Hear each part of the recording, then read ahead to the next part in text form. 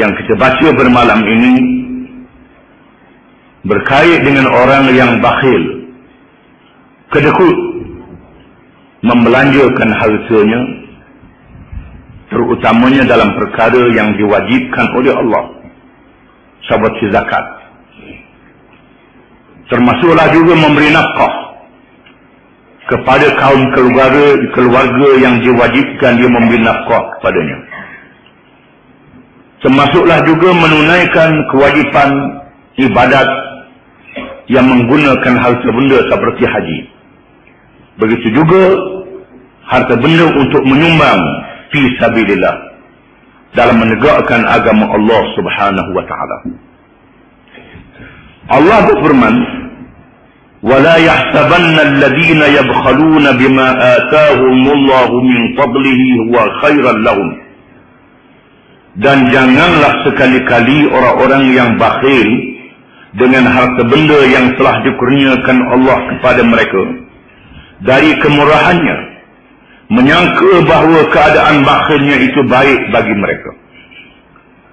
Yang pertama, mereka hendaklah menyadari bahawa harta mereka adalah kurnia daripada Allah Subhanahu wa taala. Rahmatnya yang melimpah ruah.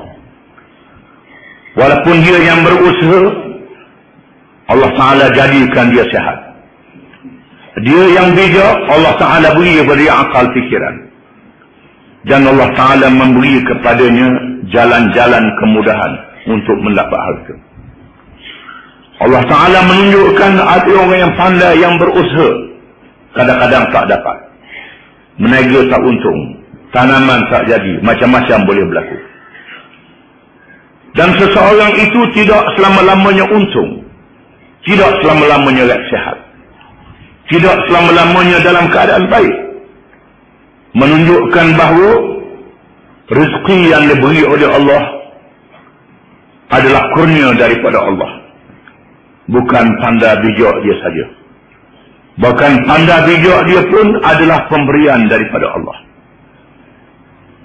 Allah Subhanahu wa taala mewajibkan kepadanya menyatakan syukur di atas nikmat Allah Subhanahu wa taala. Di antara syukur kepada nikmat itu ialah menunaikan zakat. Dikatakan bahawa haqqul lisail wal mahrum. Harta benda itu hak bagi orang yang meminta, yang memerlukan pertolongan, dan mahrum orang yang dalam keadaan susah, dalam keadaan tidak mendapat pertolongan, yang orang tak tahu hendaklah dicari. Ada orang dia susah, dia tak minta tolong dengan orang. Ada orang dia minta dengan orang.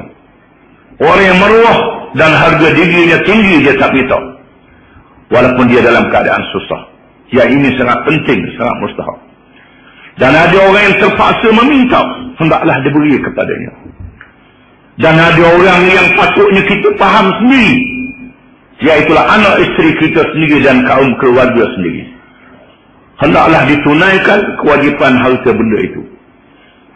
Di antaranya Allah mewajibkan zakat kepada mereka yang berada. Janganlah menyangka oleh mereka yang bakhil itu bahawa bakhil itu membawa kebaikan kepada mereka. Bahkan bakhil itu membawa kejahatan dunia dan kejahatan di akhirat. Dunia pun dia tidak mendapat apa-apa faedah kalau dia kedekut sangat. Apalagi dahaga akhirat. Bukan saja harta tidak memberi faedah kepada dia di dunia, bahkan orang ramai pun benci kepada dia. Orang ramai tak setuju dengan dia, orang ramai kenal dia bakhil, dia benci oleh orang. Dan di hari akhirat kelak dimerka oleh Allah Subhanahu wa taala. Sayutawwaquna ma bakhilu bihi yaumal qiyamah. Akan dikalungkan, mereka akan dikalungkan dengan harta yang mereka bakhil itu pada hari kiamat kelak. Di sini terdapat riwayat daripada para sahabat radhiyallahu anhum, daripada Nabi sallallahu alaihi wasallam.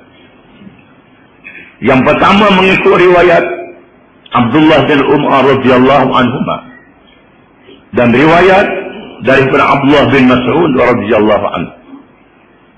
bahawa Rasulullah sallallahu alaihi wasallam bersabda, Allah Ta'ala jadikan harta yang dia bakhil, yang dia tak keluar zakat, yang dia kedekut pada hari kiamat kelak, ular yang sangat bisa.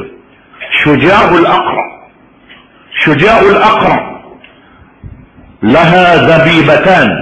Dijadikan ular yang sangat bisa, yang ada padanya dua penyengat. Dan ular itu membeliknya pada hari kiamat kelak. Sebagaimana harta membelit dia dalam kehidupan dunia, belit ke tubuh dia dengan harta benda sampai tak belanja, maka Allah Ta'ala jadikan harta dia ular yang membelit dia pada hari kiamat kelak dengan dua sengat yang bisa. Dan ular itu mengatakan, aku hartamu, akulah hartamu yang membakhil, yang kedekut dulu di atas dunia dulu, ini aku dia, ini dia. Ular akan mengatakan demikian. Allah Ta'ala maha berkuasa, akan jadikan harta sebab yang menyaksakan dia pada hari kiamat. Dalam ayat yang lain disebut harta jadi stereka, yang akan mensterekakan belakang dia, rusuk dia, tubuh dia pada hari kiamat kelak. Dalam ayat ini dihuraikan oleh Nabi sallallahu alaihi wasallam, harta dia dijadikan ular yang dinamakan syuja'ul aqlaq dalam bahasa Arab. Ular yang sangat bisa, yang membelit dia dan menyengat dia pada hari kiamat kelak. Mengikut riwayat Ibnu Abbas radhiyallahu anhuma. Berkait juga dengan ahli ilmu, orang yang ada ilmu, yang bakhil menyampaikan ilmunya kepada manusia, tidak menyampaikan ilmunya kepada orang. Disebut dalam satu riwayat, barang siapa yang bakhil, dengan ilmunya disimpal mulutnya dengan simpal api neraka pada hari kiamat. Ibnu Abbas mengatakan ayat ini termasuk di kalangan mereka yang bakhil ilmu. Di antaranya ialah ulama-ulama ahli kitab, ulama Yahudi al-maghdubi alaihim, yang dimerkai ke atas mereka. Mereka mengetahui berkenaan dengan Nabi Muhammad sallallahu alaihi wasallam, tetapi mereka tidak memberitahu kepada pengikut-pengikut mereka berkenaan dengan Nabi Muhammad sallallahu alaihi wasallam, kerana mereka mengejar kedudukan dan pengaruh dalam kehidupan dunia ini. Dan berjelas juga ulama usul, ulama-ulama jahat di kalangan umat Muhammad sallallahu alaihi wasallam, yang asalnya sebab nuzul ayat ini, sebab turun ayat ini berkait dengan riwayat Ibnu Umar dan Ibnu Mas'ud radhiyallahu anhu, yang berkait mereka yang bakhil dalam mengeluarkan zakat. Kaedah usul tafsir mengatakan, al-ibratu bi'umumil lafzi la bi khususis sabab. Iktibar dan pengajaran diambil daripada lafaz yang umum, bukan sebab yang khusus. Walaupun sebab nuzul, sebab turun ayat ini berkait dengan mereka yang bakhil untuk mengeluarkan zakat, termasuk di dalamnya mereka yang bakhil untuk mengerjakan haji, mereka yang bakhil untuk memberi nafkah kepada anak isteri dan kaum keluarga, yang bakhil memberi sumbangan fi sabilillah dalam menegakkan agama Allah, dan termasuklah juga mereka yang bakhil ilmu, sebagaimana yang diriwayatkan oleh Ibnu Abbas radhiyallahu anhuma. Walillahi miratus samawati wal ard. Dan ingatlah, hendaklah dia mengetahui bagi Allah jualah milik segala warisan langit dan bumi. Segala ada yang ada di langit dan di bumi adalah milik bagi Allah Ta'ala. Diri kita sendiri milik bagi Allah. Bila seseorang itu menghadapi kematian, menghadapi bala bencana harta benda, dia sebut inna lillahi wa inna ilaihi raji'un. Sesungguhnya kami adalah milik bagi Allah dan kami akan balik kepada Allah. Kita, keluarga kita, anak isteri kita adalah milik bagi Allah. Termasuklah harta benda, nikmat yang diberi oleh Allah adalah milik bagi Allah. Semuanya milik bagi Allah. Kita adalah pemegang amanah. Pemegang amanah. Kita sebut barang ni milik orang ni, milik orang ni, itu dari segi zahir sahaja. Dari zahir pandangan kita sahaja. Adapun hakikatnya adalah milik bagi Allah. Kerana seluruh yang ada di langit dan di bumi adalah milik bagi Allah.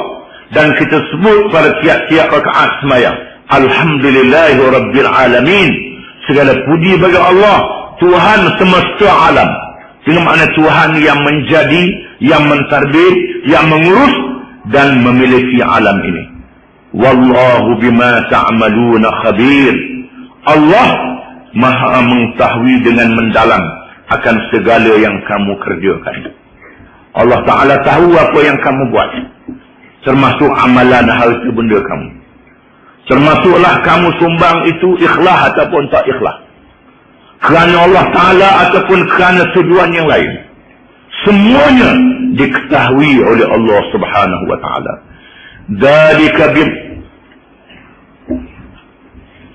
Semuanya adalah diketahui oleh Allah Ta'ala. Sesungguhnya Allah Ta'ala berfirman, Laqad sami'a Allahu qawla alladhina qalu inna Allaha faqirun wa nahnu aghniya. Sesungguhnya Allah telah mendengar perkataan orang-orang Yahudi yang mengatakan bahawasanya Allah fakir, Allah Ta'ala miskin, dan kamilah orang-orang yang kaya. Mengikut riwayat para ulama tafsir, apabila Allah Ta'ala menurunkan firman Allah dalam suratul Baqarah, Man dzalladzi yuqridu Allah qardan hasanan fayudha'ifahu lahu ad'afan katsira wallahu yaqbidu wa yabsutu wa ilaihi turja'un. Siapakah yang sanggup nak beri pinjam kepada Allah Ta'ala, pinjaman yang baik, Allah Ta'ala nak bayar dengan berlipat kali ganda banyaknya, nak bayar balik pada hari kiamat kelak. Allah Ta'ala boleh memberi harta, rezeki, dan Allah Ta'ala boleh mengurangkan rezeki kepada seseorang, dan semuanya akan dikembalikan kepada Allah. Lalu orang-orang Yahudi mempersenda-sendakan ayat ini. Kata mereka, rupanya Allah Ta'ala kedeku, Allah Ta'ala ni fakir, miskin, siapa nak pinjam daripada kita. Yang dimaksudkan pinjam di sini, Allah Ta'ala wajib nak beri pahala, sebagaimana wajibnya kena bayar hutang orang. Allah Ta'ala nak menegaskan bahawa mereka yang menyumbangkan harta bendanya fi sabilillah, perjalanan Allah, wajib dibayar dengan janji Allah Ta'ala yang mengatakan 700 kali ganda. Bukan nak bayar 100 juga, nak bayar 700. 1000 juga, 1000 nak bayar dengan 7, nak bayar dengan 700 kali ganda. 700,000. 107,000. Nak bayar dengan 700 kali ganda. 700 kali ganda nak dibayar oleh Allah Ta'ala. Dan jaminan Allah laksana jaminan orang yang berhutang. Lalu orang Yahudi kata, rupanya Allah Ta'ala ni miskin, fakir, siapa nak berhutang dengan hamba-hamba dia. Maka Allah menurunkan ayat ini, mendedahkan perbualan dan percakapan mereka, mempersendakan ayat Quran. Yang mempersendakan ayat Quran ialah orang kafir, di antaranya orang Yahudi. Begitulah kalau ada di kalangan orang Islam, orang yang beriman, mempersendakan ayat Quran, batal iman dan Islam dia. Ini perangai orang Yahudi. Mengikut satu riwayat yang lain, sebab turun ayat ini apabila Abu Bakar As-Siddiq radhiyallahu anhu datang ke rumah seorang alim Yahudi, nama dia Fanhas. Ketika Nabi SAW mendirikan kerajaan Islam di Madinah, dia benarkan orang-orang Yahudi menjadi rakyat di negeri Madinah. Mereka tak dipaksa masuk Islam. Tak dipaksa masuk Islam. Dibenarkan mereka menganut agama mereka. Dibenarkan mereka beramal dengan ajaran agama mereka. Oleh kerana mereka adalah ahli kitab, tahu berkenaan dengan kitab, dan mereka berkumpul di Madinah ramai-ramai kerana menunggu kedatangan Nabi akhir zaman, Nabi Muhammad sallallahu alaihi wasallam, yang mereka baca dalam Taurat, yang mereka baca dalam Injil, yang diberitahu oleh nabi-nabi dan ulama-ulama Bani Israel. Mereka tahu bukan saja nama Nabi akhir zaman itu Muhammad ataupun Ahmad, Bahkan mereka tahu tanda-tanda yang ada pada batang tubuh Nabi SAW. Dan mereka tahu Nabi akhir zaman akan berhijrah. Akan berhijrah di satu kawasan yang banyak pohon kurma, yang subur. Kawasan di antara dua tanah hitam. Batu hitam laksana dibakar dengan api. Kawasan yang bersempadan dengan dua bukit. Ini diketahui oleh mereka. Bila mereka musafir, mereka safar di Madinah, mereka melihat di sini ada tanda tempat hijrah Nabi akhir zaman. Lalu mereka datang ke Madinah, berkumpul di situ sehingga ratusan tahun. Dan ulama-ulama mereka yang tua-tua memberi wasiat, di sini akan hijrah Nabi akhir zaman. Banyak kita baca dalam ayat yang lalu dalam surah Al-Baqarah, alladzina atainahumul kitab ya'rifunahu kama ya'rifuna abna'ahum wa inna fariqan minhum la yaktumuna al-haqqa wa hum ya'lamun. Orang-orang yang kami berikan kepada mereka akan kitab, mereka tahu berkenaan dengan diri Nabi Muhammad sallallahu alaihi wasallam sebagaimana mereka tahu anak mereka sendiri, tetapi mereka menyembunyikan. Mereka tak beritahu kepada orang. Mereka sembunyikan.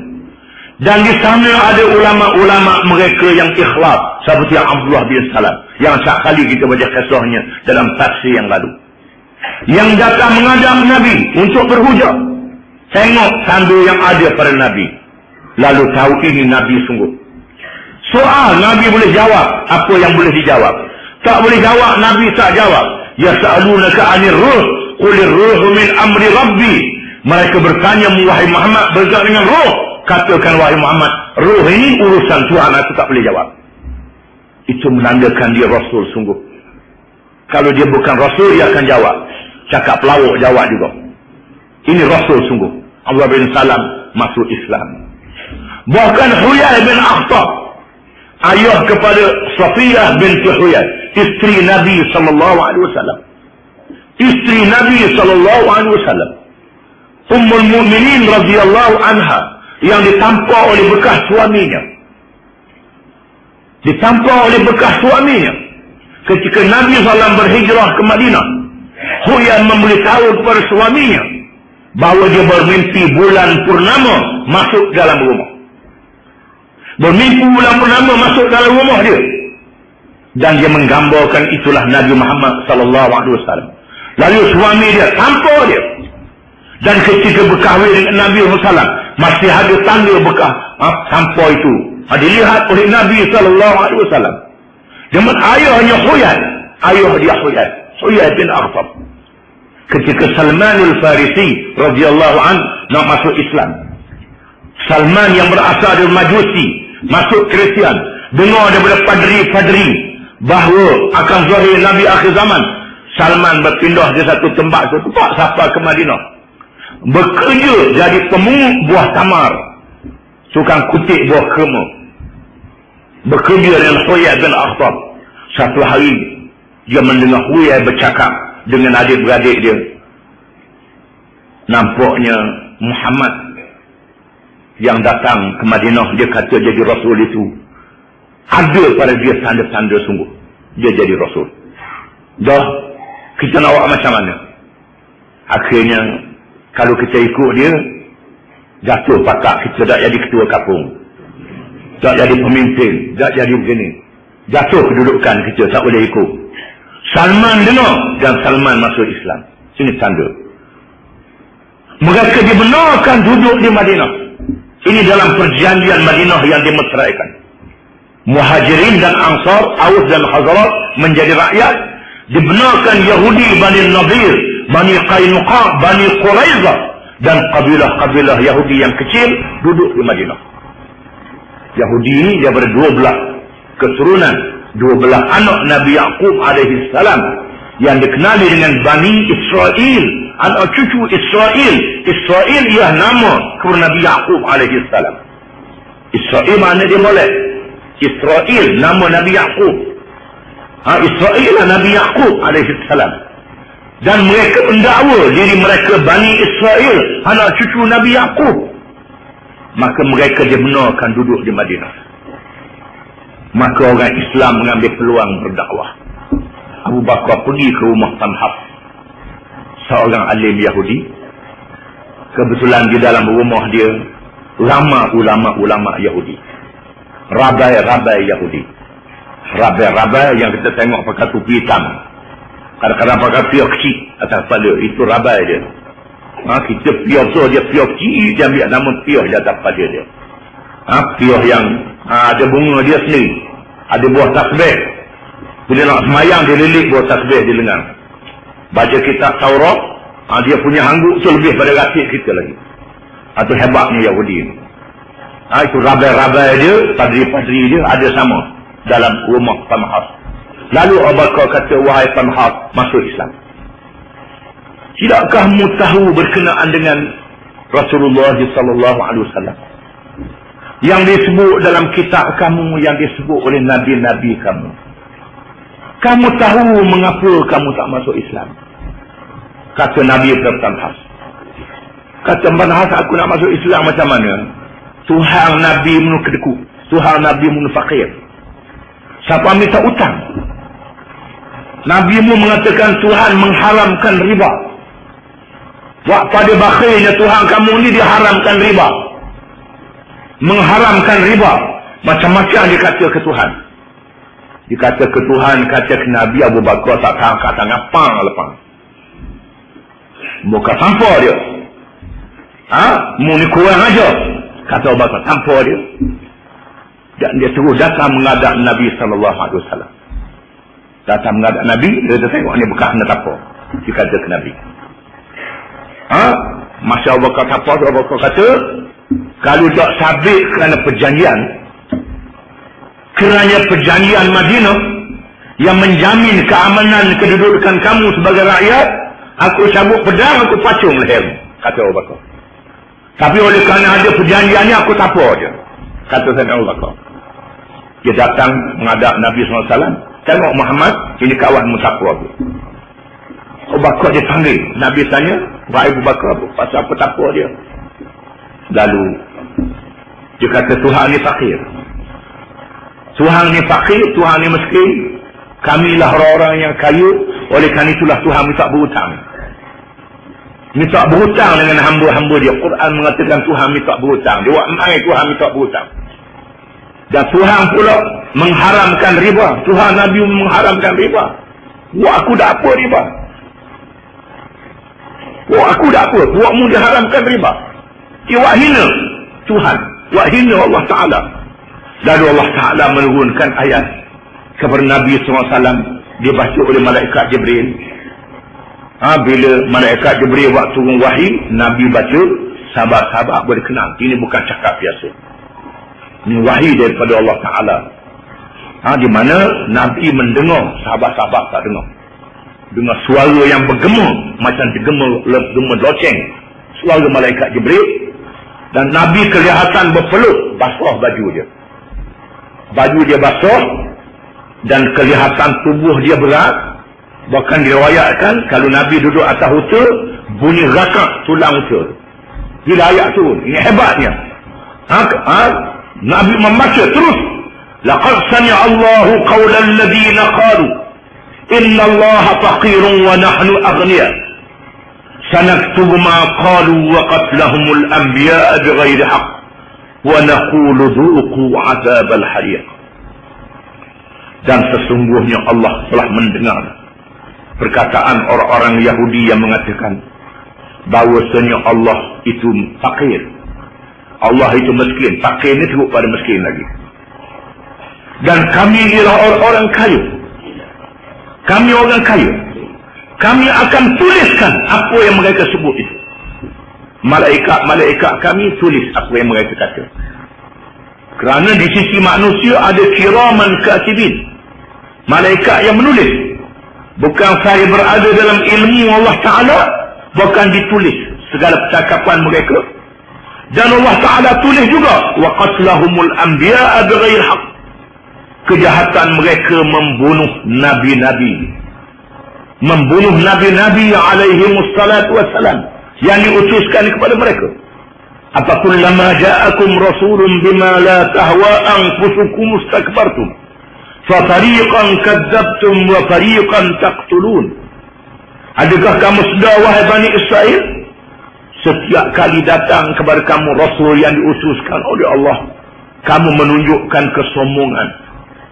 Sombong tak ikut Rasul-Rasul itu. Sebahagian Rasul itu kamu bohongi. Kamu bohongi akan Rasul itu. Kamu pakai lawak. Kamu kata Rasul ni pelawak, bohong, pelawak, bohong. Padahal kamu tahu Rasul ni adalah orang yang benar. Dan